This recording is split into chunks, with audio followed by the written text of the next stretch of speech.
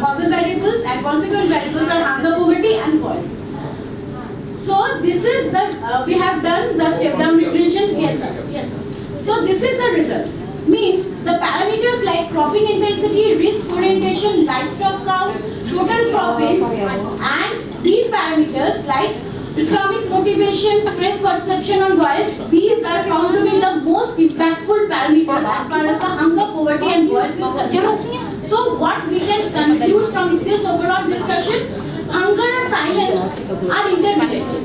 People are having inadequate information. Because of inadequate information, they are lacking of participation, and ultimately they are fallen into voicelessness. So what policy we can conclude? We can say that the government and the people who are at the suffering end must be in direct, direct interaction. There should not be any middleman or dalals. So government need to understand what the people needs, and government should directly benefit the people. So direct benefit transaction by the sides of the government should be there. And so the people must call out what their problems are, and they are the people, they are the person who can solve their problems by their own. So what as a government, as a policymaker, we need to do? We need to empower and entitle the people to solve their own problems. So that's it from my side. These are some of the differences. Thanks for your patience. So, thank you, Doctor, for the very wonderful and very informative presentation. So I would like to open the question to the floor. Any question? Any question? I have some recharger.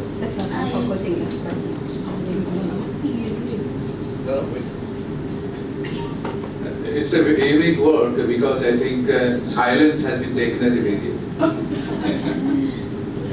Hunger, poverty, and voice, or silence. And UN declarations are there. One of the reasons why people are remaining poor, the reason is that they are silent. And some case studies reveal that. There's a caveat that yes, the pregnant women, there is a programs to provide some, I think, food, some monetary help in India. The case studies he has done it. The pregnant women don't know that there is a problem, but Dalal knows that there is a pregnant woman, and so just put up a paper and put up their signature and collect it, and just give in some 500 rupees, and rest is sucked up by them, and that is the problem. The beneficiaries, they don't know, for any government, the beneficiaries, the marginal people, the poor people, they don't know that there is programs for them, for their better. But middlemen know everything. How many aged people are there, etc., etc. So that is how the problem is that we have to replace this middleman with, as he says rightly, direct interaction. One. Second, people must raise their voice. That can be true for my wife. That can be true any husband in the world. And that is equally true for any poor people and poor mind and poor entity in this world. Can be a silent one to a silent woman. Thank you. Thank you very much. Can I Okay. I want to respond to that. Now, I'm very bad in responding. Okay, I just want to share with you what the scenario is here. We do not have any middle person. Okay, the problem here is that in Malaysia, why our maternal mortality is reduced is that if there is one maternal mortality, you're going to have a very huge problem where the government will investigate why this happened. So the thing is that we have to provide the report. They will find out who is it because of the inefficiency in terms of the service? Is there any problem with the delivery, or is there any forms of conspiracy? So the thing is that we have to be, the system must be transparent.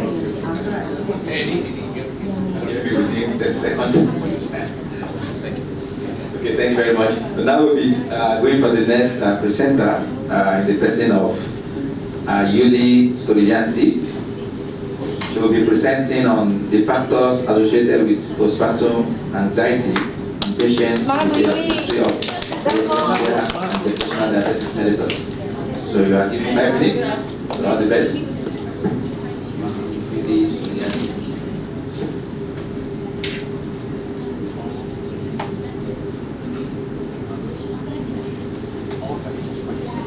Mbak Nurjana.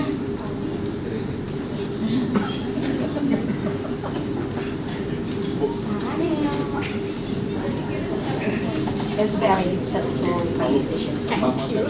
Good job.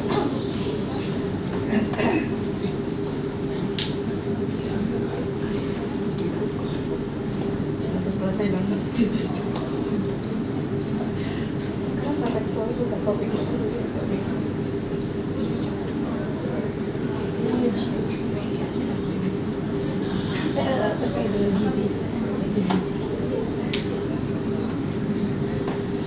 Bismillahirrahmanirrahim. Assalamualaikum warahmatullahi wabarakatuh. Waalaikumsalam warahmatullahi wabarakatuh. Good morning everyone. Good morning. Let me introduce yourself.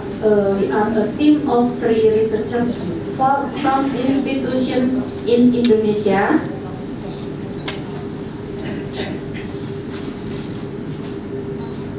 I am Yuli Suryanti from Stikes Abdurrahman Palembang and Nurjana from Stikes Mitra Diguna Palembang and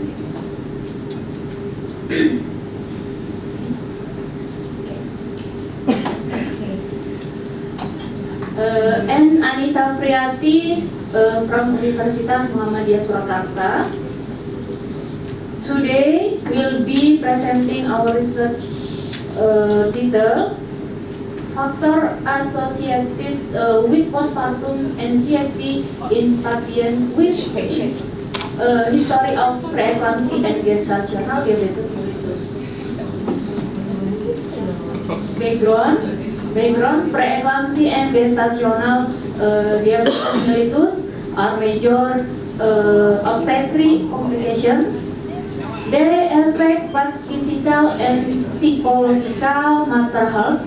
Postpartum anxiety can lead to impaired maternal behavior, poor infant development, breastfeeding challenge, and delayed maternal recovery. Objective: to examine two association of preeclampsia, gestational diabetes mellitus, type of delivery, age, gravida, family support with postpartum anxiety level. Method: design cross-sectional analytic study. Location: Pusri Hospital. Duration: September 2024 and April 2025. Sample 151 postpartum women to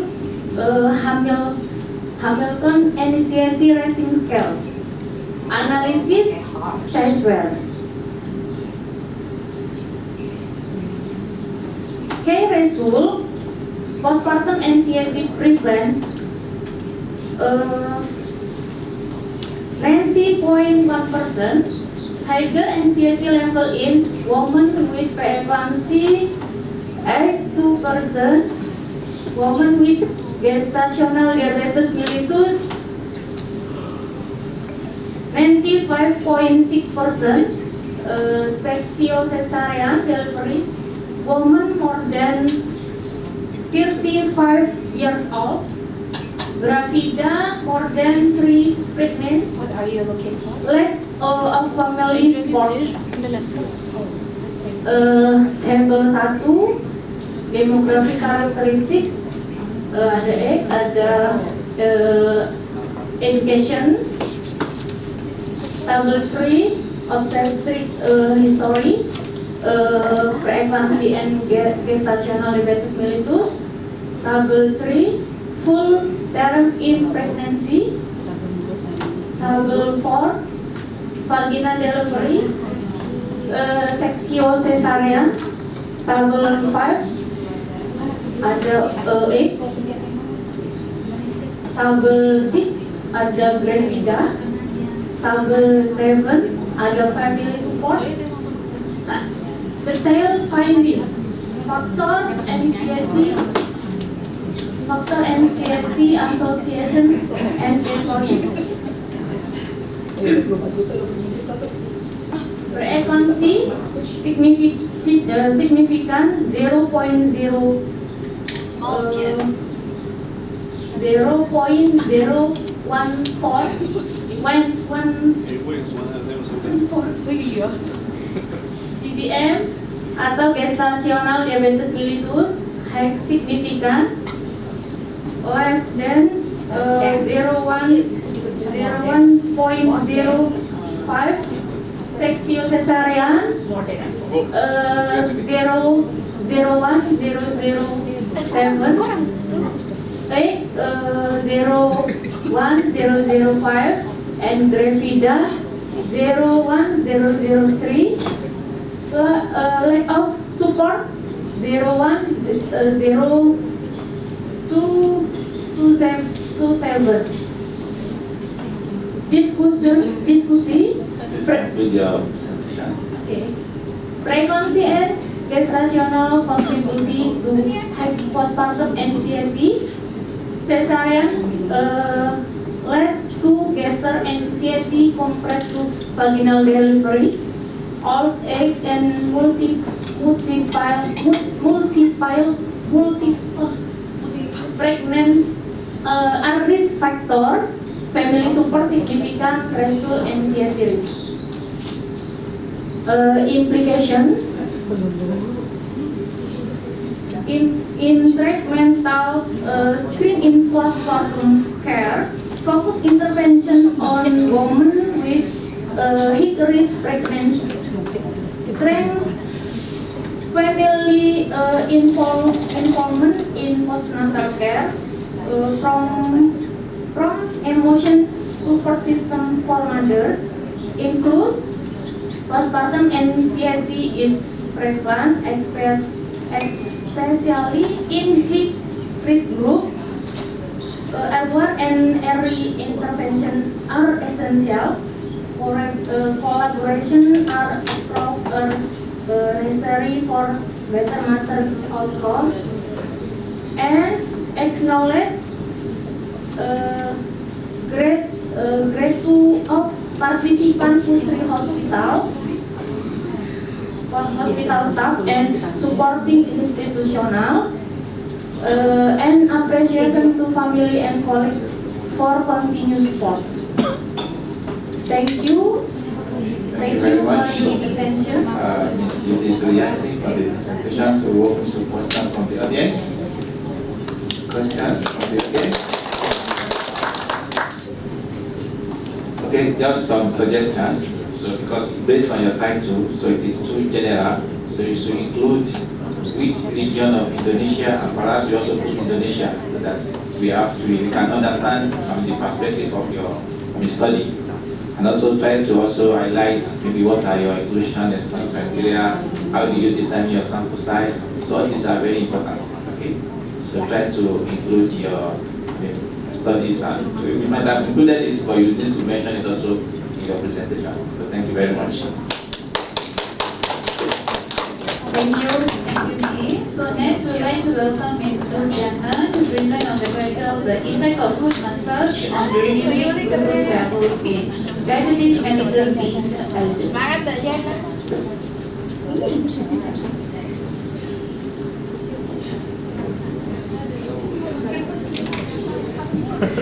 Assalamualaikum warahmatullahi wabarakatuh.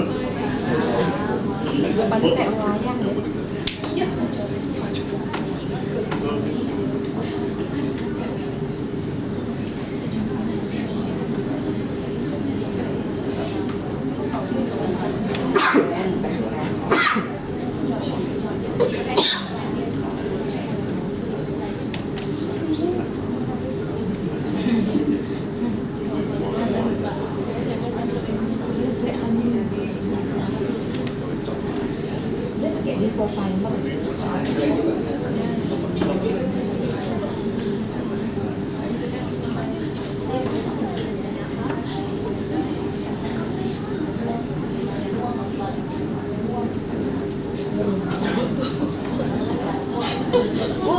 tuh kok beruang foto bu? So cute, pola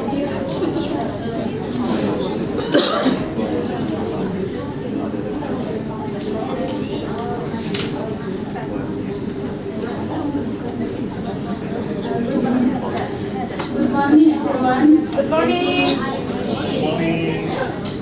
Let me introduce myself. I'm Nurjana from Stikes Mitra Adi Bunga Palembang.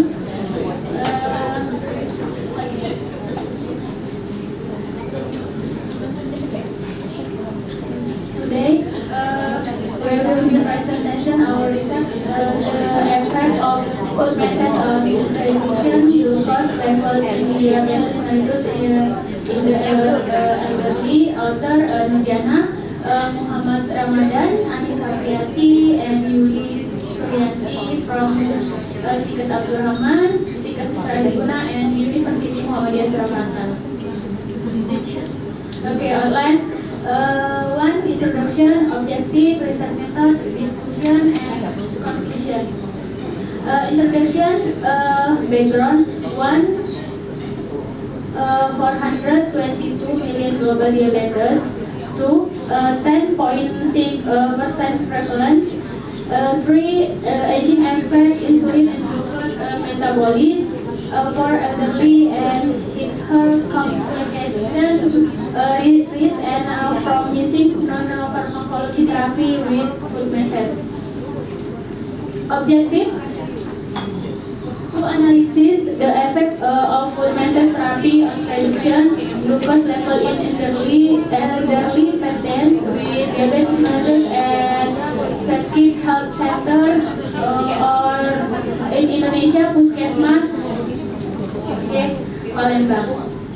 Research method, research design free experiment was group retest process, population 125 elderly with diabetes. Time allocation in December 30, 2044 until January 31, 245 in the Muslimah Sakit Palembang. Sample 56 respondent, sampling with sampling. Instrument with observation sheet and standard operational procedure with food message. Okay, inclusion and exclusion criteria. Inclusion criteria at 45 until 80. Type 1 and 2 diabetes. Next, able to sit and consent. Exclusion criteria: 1, food wound and or trauma or medication, fracture, and unable to tolerance measures. Okay, this is a table frequency distributor of response beside on gender at Sakit Health Center Palembang in 2025. Variable gender, age, and education. Okay, result, woman.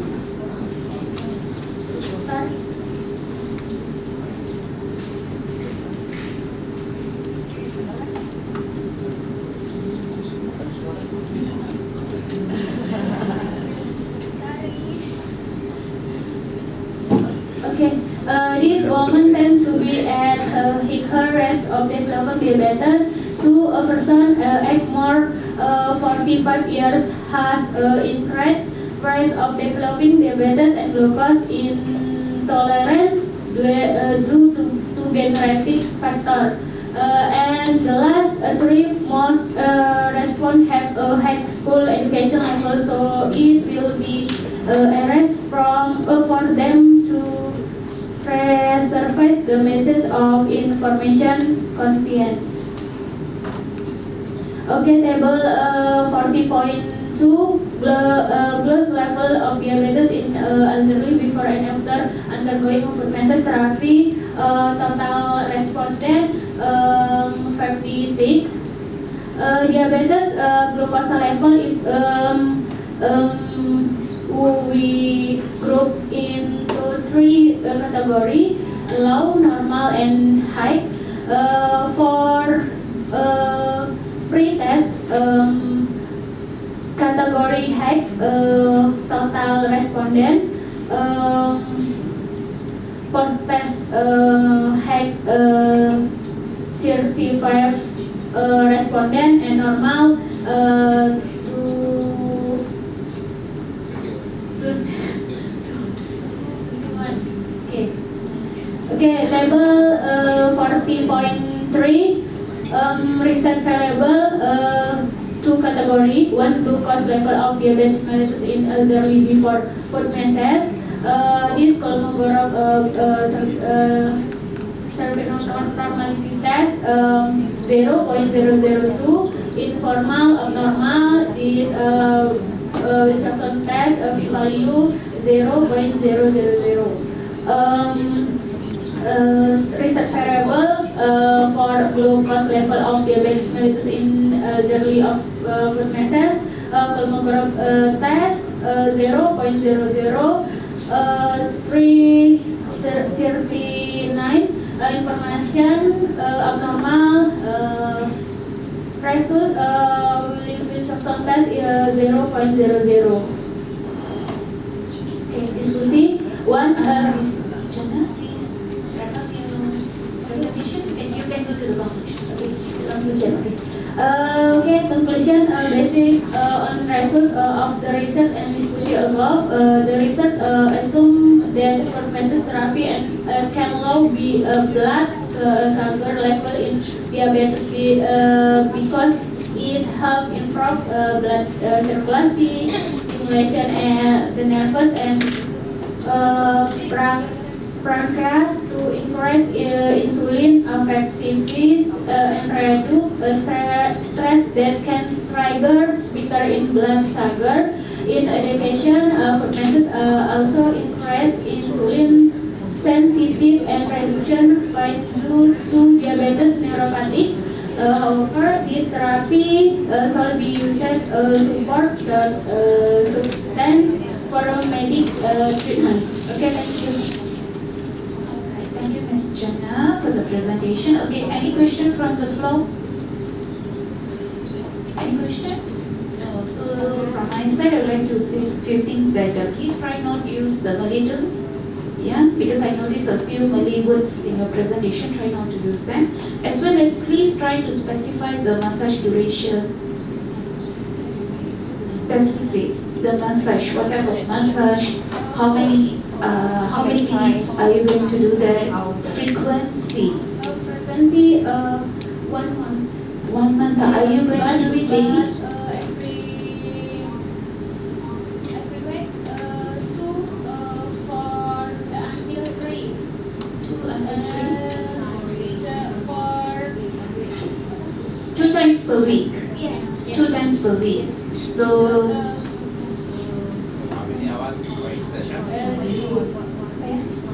duration, the duration timing, the massage timing. How much? Berapa menit? Berapa menit? 3 minutes. 30 minutes. 30 minutes. 30 minutes. 30 minutes.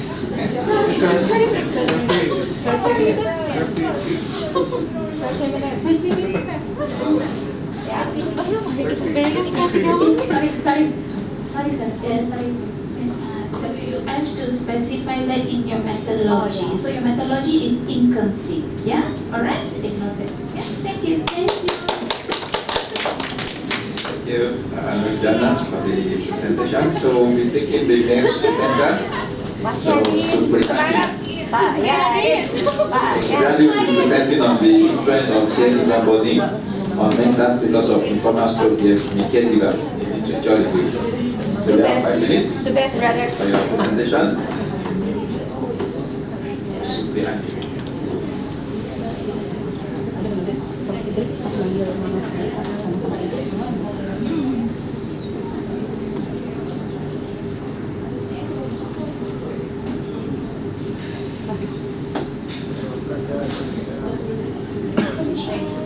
inhale, exhale, doing good, doing your best.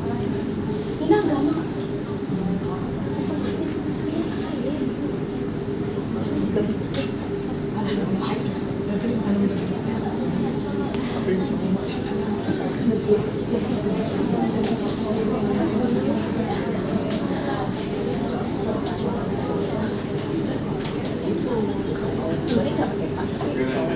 Politak saya.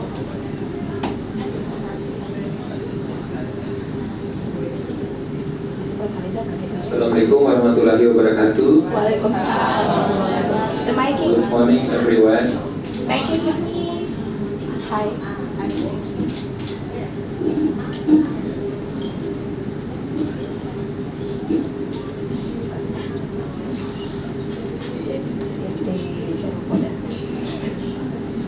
Okay, my name is Supriyadin.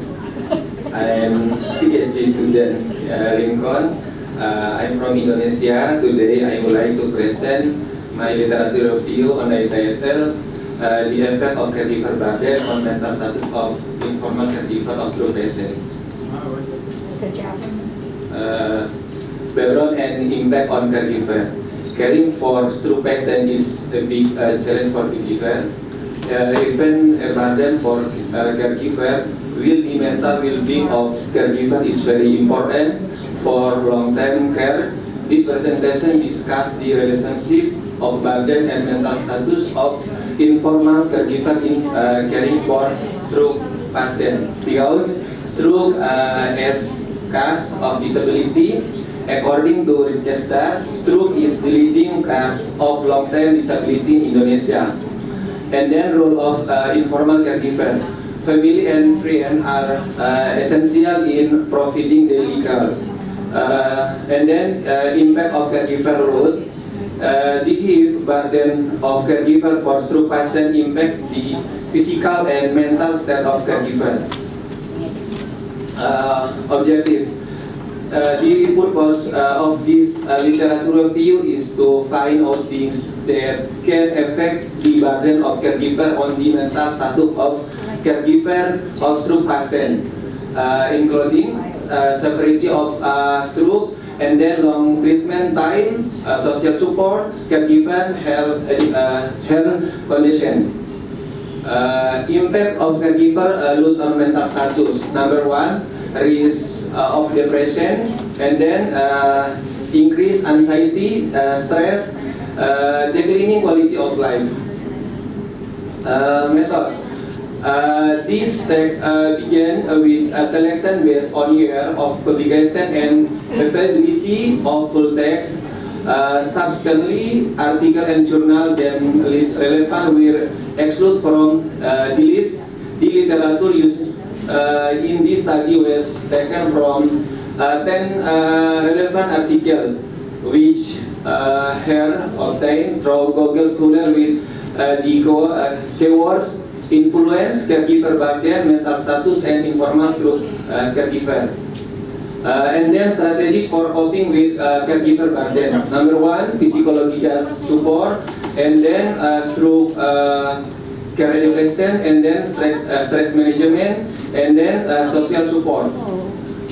Result, there is an influence of caregiver burden on the mental status of caregiver of stroke patient, and this will have a negative impact on the mental status of caregiver of stroke patient. And then recognize early so that it can be prevent and fund isolation, because stroke is a condition that can be long-lasting and debilitating, which has have negative impact not only for caregiver of stroke patient but also for the family. Meanwhile, the impact on family can cause physical and psychological disorder that to the lack of care provide. Family can experience various problems such as sleep disturbance, change indeed fatigue, and get sick more LC when caring for stroke patient. Conclusion and recommendation. Number one, recognize caregiver burden and then need for intervention, and then research and price. Thank you. Thank you very much, Supriani, for the beautiful and very concise presentation. So we'll listen and we'll open for questions from the floor. Questions? Okay, so Mr. Supriani, so now you have identified some of these bodies. So what would be your suggestions on how to alleviate or to reduce these bodies of the caregivers? So what would be your thoughts and suggestions? I mean, the bodies, now you have identified the bodies, right? So what do you think, I mean, are the ways to alleviate or to address or to reduce these bodies of the caregivers? So how to reduce the bodies, how to alleviate it, how to, I mean, manage these bodies so that they can be able to have more, I mean, can be able to care for their family members. It's not, I mean, just your thoughts. So what do you think?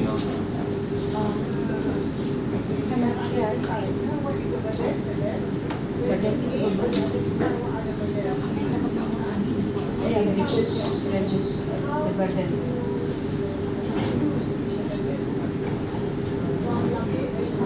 Mengurangi beban yang dari keluarga. Reduce burden. Burden itu beban. Bagaimana mengurangkan beban pendagang-pedagang? Maybe there is mass education for caregiver because in Indonesia so many caregiver no get education. Education if patient come back in room they cannot give caregiver for patient.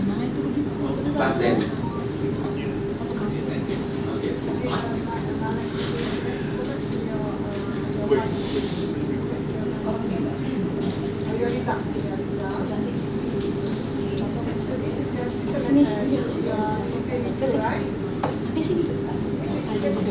Susah.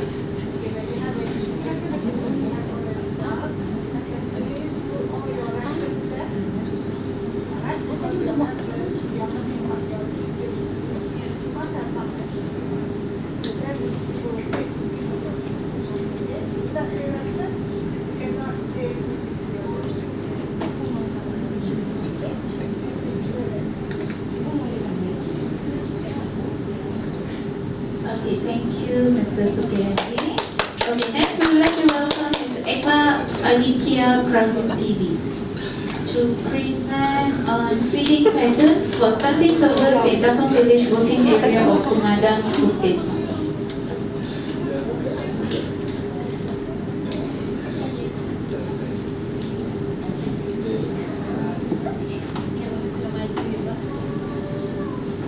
Lumayan nggak sih kaki di sana?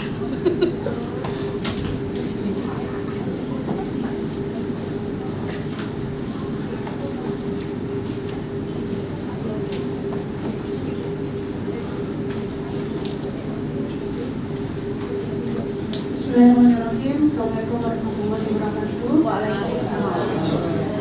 Bismillahirrahmanirrahim. Alhamdulillahirrahmanirrahim.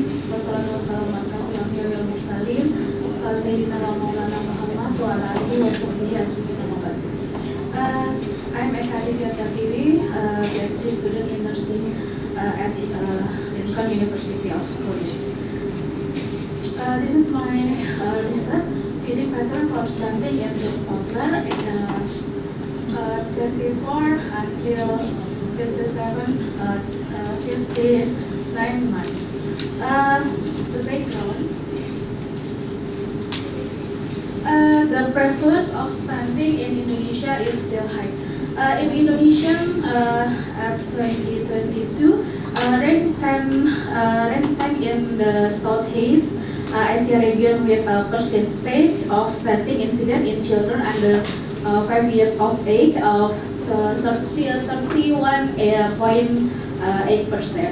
as many as 45% of children under 5 years of age die for malnutrition. Stunting is one of the nutritional problem that is considered in 2022 for 2024 National Medium-Term Development Plan in Indonesia.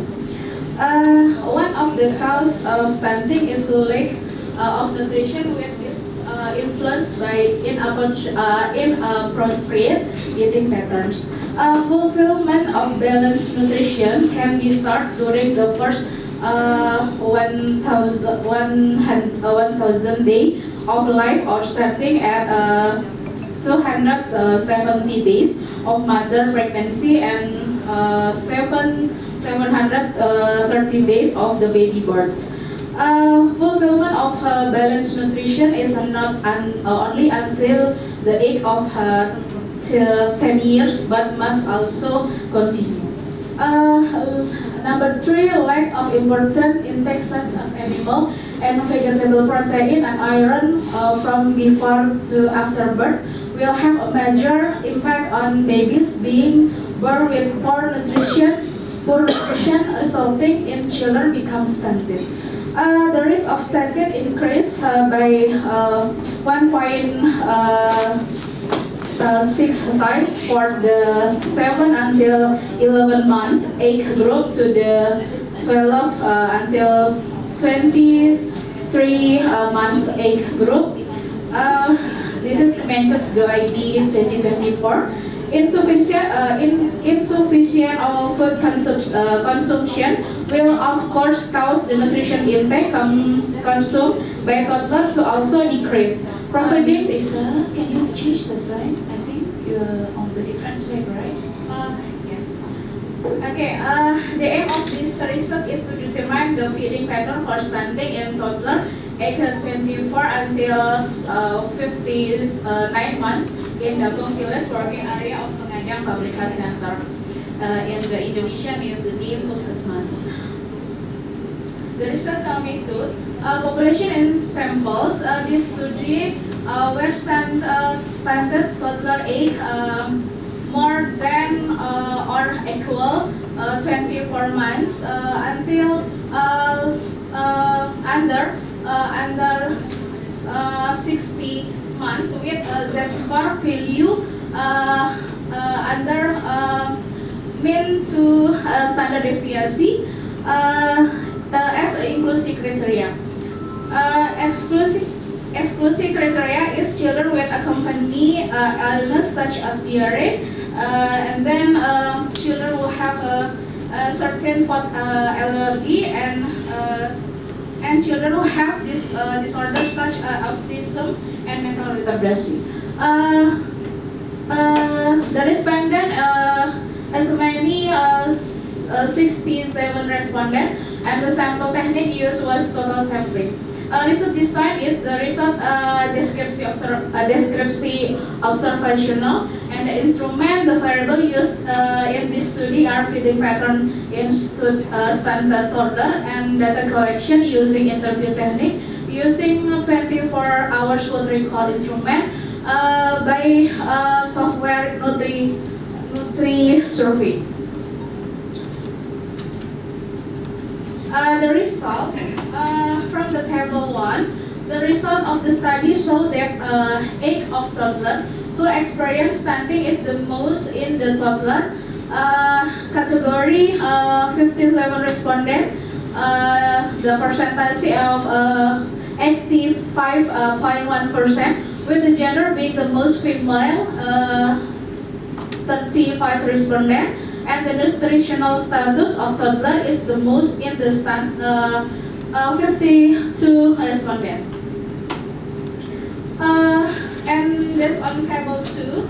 The result obtained, so the large age range is 26 until 35 years, 45 respondent, and the mother standard of education is mostly in the low category, 40 respondents, and the large income is in the low category, 66 66 respondents. Based on table 3, the result of feeding pattern to toddler with the high amounts of energy. Miss Ika, it is already 6 minutes ready. Can you please wrap up? You can go to the conclusion. Thank you. The conclusion is the feeding pattern for stunting in toddler is in the insufficient category, which means that the food consumed daily by stunt toddler cannot cover the energy needs required daily. Thank you. Thank you. Thank you, Miss Ika, for the presentation. So, any questions from the floor? No? Okay, so I have a question for I you. think what is that research methodology? Methodology. Can you please go to the methodology?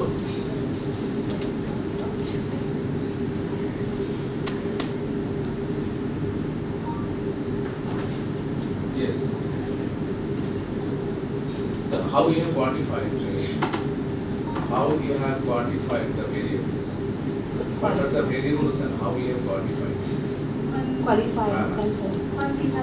Ah, how you have measured the variables? So next slide, please.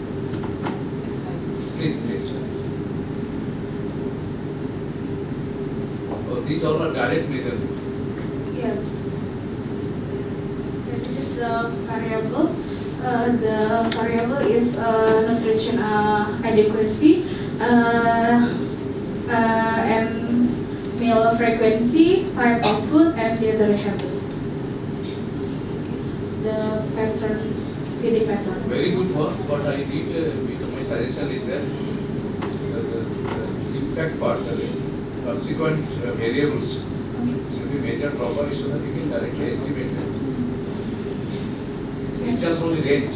Yeah. You can go for multivariate analytical techniques. That can add more. Not only the food. Yes. For getting the babies getting stunted have got certain lateral variables and collateral contribution from other sources. That is not considered, not possible to consider because of the research design. It's a very good work. Thank you. Make it the research. Thank you. Ika? Beatrice, Yeah, okay. when you're looking at the pattern, you have to have a pattern. Right? You know what is pattern? Yes, This is not a pattern. This is as what the prof said, you just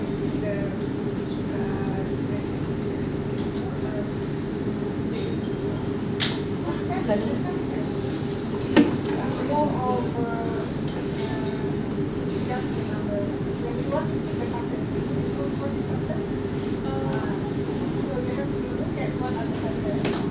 Pattern you do. You have to do the analysis. Thank you for When you say pattern, another thing is that in your research design, you are talking about the observation. So what type of observation that you are using? Food recall. So you have to identify your research results that are related to observation. So observation is what? Okay, so we have to check.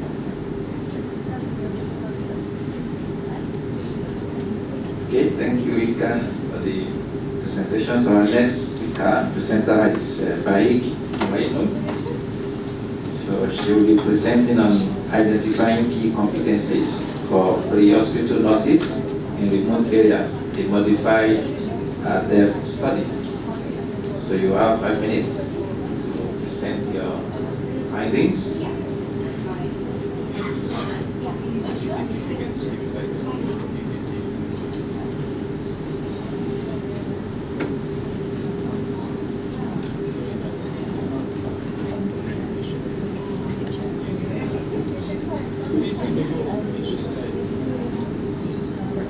That's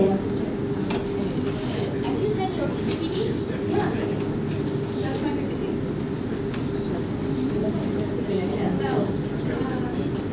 I was saying that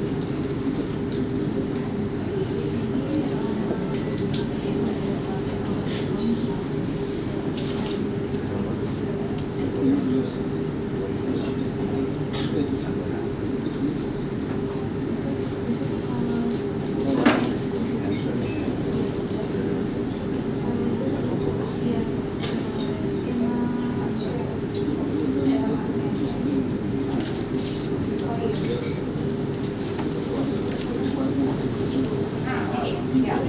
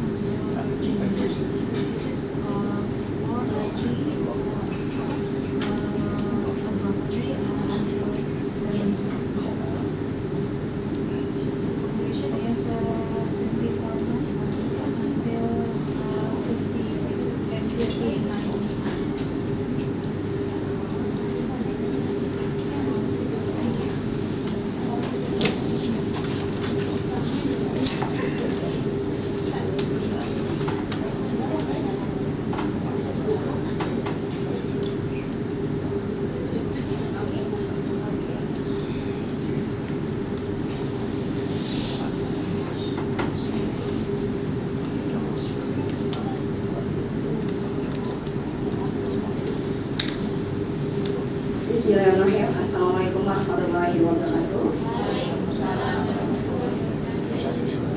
Good morning, everyone. Yeah.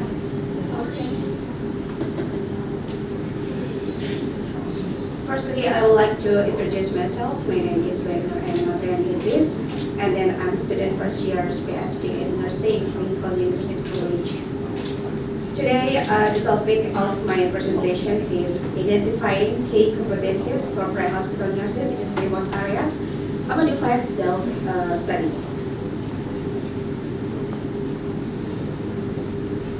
Background: remote areas face resource limitations and accessibility challenge. On average, the existing human resources are a result of the government program filtration. So in Indonesia, there are not many resources in remote areas. In terms of access, there are still many areas that are quite difficult to reach. So transportation for evacuating patients is very limited. Emergency nurses act as frontline providers